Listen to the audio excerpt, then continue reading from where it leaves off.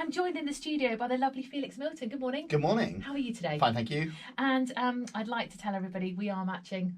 We are both Buddy the Elf fans. Yeah, Buddy the Elf tie, Buddy the Elf jumper. It's Exactly, great. exactly. It's got to be done. It's Christmas, so that's all good.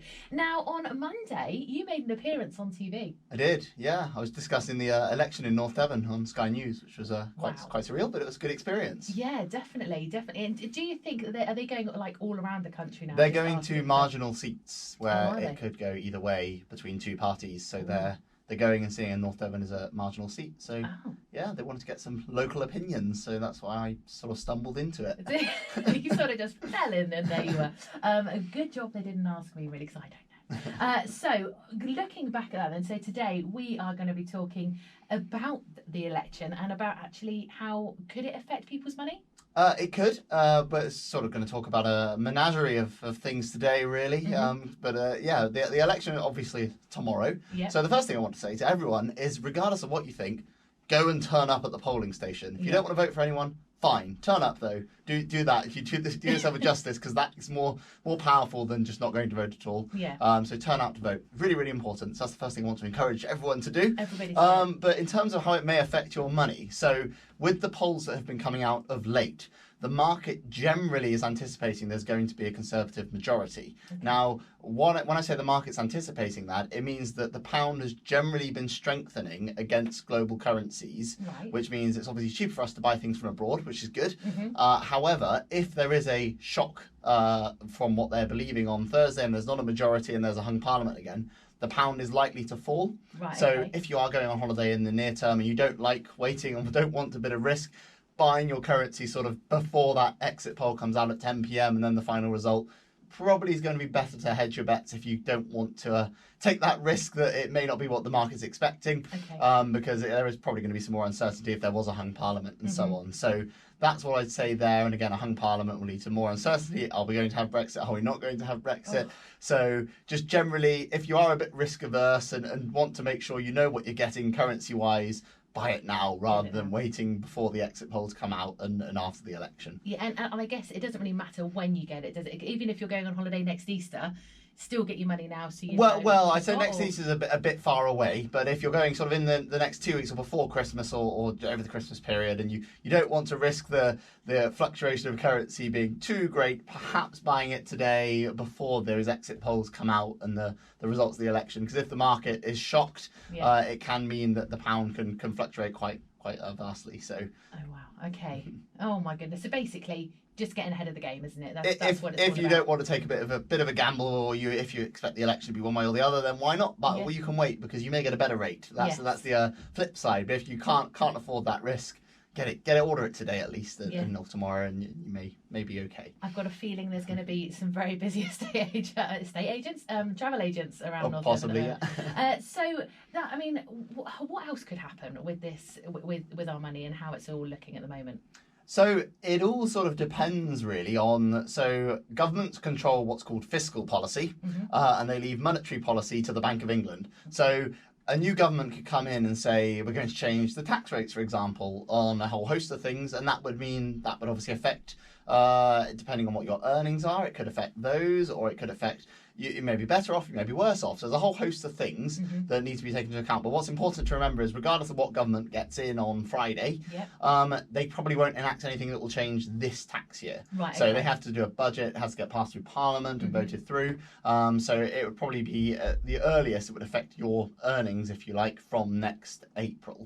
But of course, that's not guaranteed. They can do an emergency budget and rush it through, but it probably that would be the case. So, but of course, it's going to have an impact on everyone, regardless of who gets in. There will be changes, because that is the nature of government, and we have elections to enact those changes. So it will have an impact on your money, but what that is depends on what your earnings are, your situation, your political views, etc. So have to wait and find out. It's an absolute minefield at the moment, isn't it? Because this has all been going on for so long, and there's been quite a lot of uncertainty, not only with Parliament, but also people not knowing what to do with their money.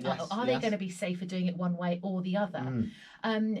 What advice would you give if somebody is really quite stuck, or maybe it's quite a scary time for people with money at the moment, I think?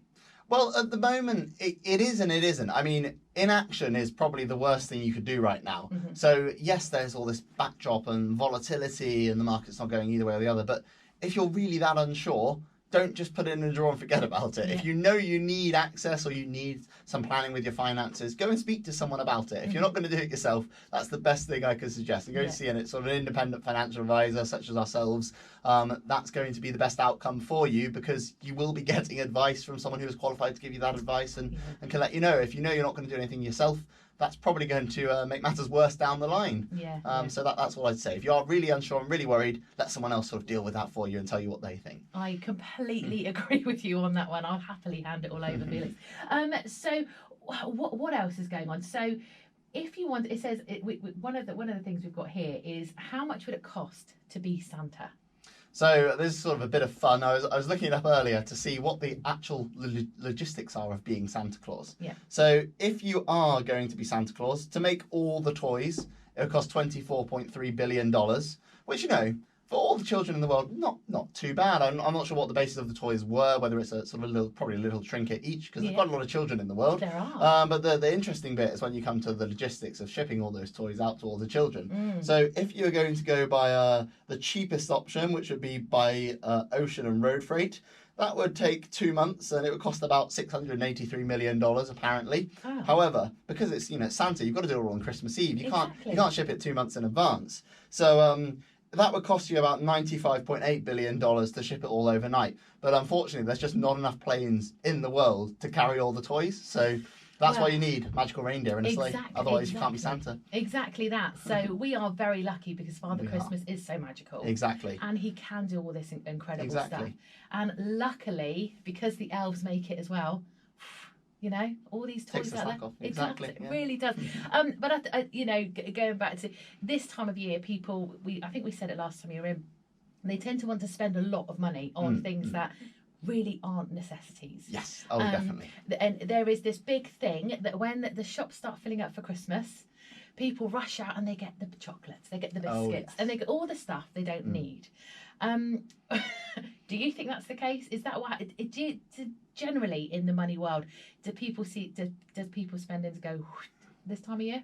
Oh, definitely. I mean, people buy a lot more things that they don't need at this time of year because they will see it on sale and think, oh, that's nice, or this and that. I mean, one of the big hidden costs that people don't consider at Christmas, we don't get it so much in this country because it is on such a grand scale, but I mean, in America in particular, is the electric bills for Christmas lights. So if you're buying, say, new Christmas lights and putting them up, having them on all the time, think of, yes, they're probably LED and very efficient, but still that's going to have a material impact on your electricity bill for the month of December, whereas you won't have that if you don't sort of decorate your house in such a grand way. So buy Christmas lights, decorate your house, but consider, is it actually an expense you need to have? Maybe have just your tree lit up, not the whole house. So I mean, to be fair, I've got 2 children. It's like a lighthouse in there. Every light comes on. It's like Christmas every day in my house.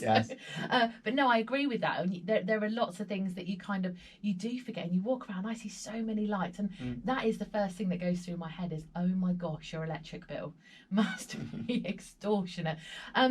What other what would be your top tip now? So what are we now? 3 weeks away from Christmas. 2 weeks. Oh my goodness! 2 weeks. Yeah. I'm not a very good elf, am I? No. So 2 weeks till Christmas. What would be your top tip for the money side of things between now and Christmas? So between now and Christmas, keep all your receipts and keep a good tally of what you've spent and what you're spending over these next 2 weeks. And then in January, you know exactly what you spent on Christmas this year. Yeah. And then what I suggest you do is divide that figure by 12 and start putting away an amount from January for next Christmas. So you've saved roughly what you spent this year. By the time next Christmas comes around, you won't have to dip into credit cards, into savings, because you should have that nice Christmas pot sort of segregated. Yes. And obviously allow maybe a bit of an increase for inflation and things like that. But that's my top tip at the moment, I'd say. That is a brilliant idea. And also, a lot of the bigger stores, they do the whole Christmas saver thing. Now, I do it every year with one of the superstores. And every year, so instead of getting vouchers throughout the year, it just goes into my Christmas pot. So then in November, I get a nice big voucher that I can use at Christmas, which is great because it does pay for Christmas dinner and you know, some of the luxuries that maybe I wouldn't buy throughout the year. The only risk you've got with that is if that store goes bust or goes into administration, you may not get your money back. So that's the only risk there. Whereas if you sort of do that yourself with a savings account, one, you get freedom of choice. You're not stuck to that one store. There is something cheaper, you can do that. And I mean, it's very easy to open a savings account online in a few seconds. So this is all points though. This, you know, when you accrue. Of course, points. yeah. So if you're accruing points, I mean, you've got to do it with that one store. But with physical money, it's best to sort of earmark it yourself and put it in a bank account. What a great idea! Do you know what? I'd never thought of doing that. I'd never thought of actually putting it all down in one place, then divvying it up between that's a great idea. And like you say, people throughout the year aren't going to notice that money. Well, you hope not, because hopefully it's a much smaller amount than saying, I've got to pay £500 for Christmas this month.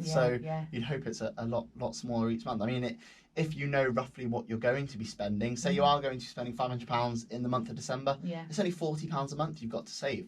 So that's a much smaller sum than £500 all in one go. Yeah, definitely. And like you say, it just breaks it up, doesn't it? It's not such a big shock for some people.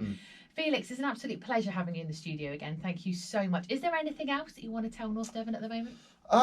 Not really. I mean, at the moment there are some other costs you need to consider at Christmas. If you've got all the family coming down, your water bill's going to go up because they may all be wanting showers and things like that. You're going to have more food to buy to feed them all. I mean, the average cost of the Christmas dinner last year was £3.11 per head on average.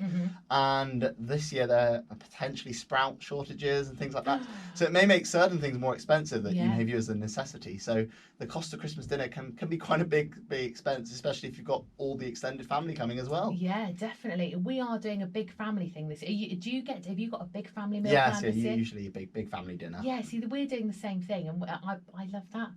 I think it actually works out cheaper to do it bigger. Oh, exactly. You get the economies of scale if you're buying in bulk and so on. Yeah, so definitely.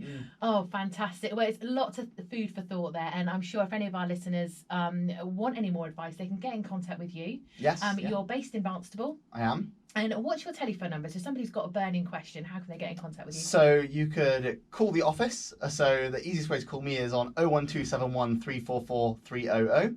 Or you could email the office, and that's info@miltonpj.net. And I'll do my best to respond to you and answer your sort of burning questions. And if I think you do need sort of formal advice, I'd let you know then. But hopefully we can help any of those listeners who are worried about what's going to happen with the finances and make sure they're sort of on the right track going forward. That's fantastic. Felix, thank you so much. Have a wonderful Christmas. Thank you, you too. I am looking forward to seeing you in the Buddy the Elf top next time. I think New Year's perfectly acceptable to still wear it. Oh, exactly. Yeah, all year round. Lovely to see you, and I'll speak to you soon. Thank you. Take care.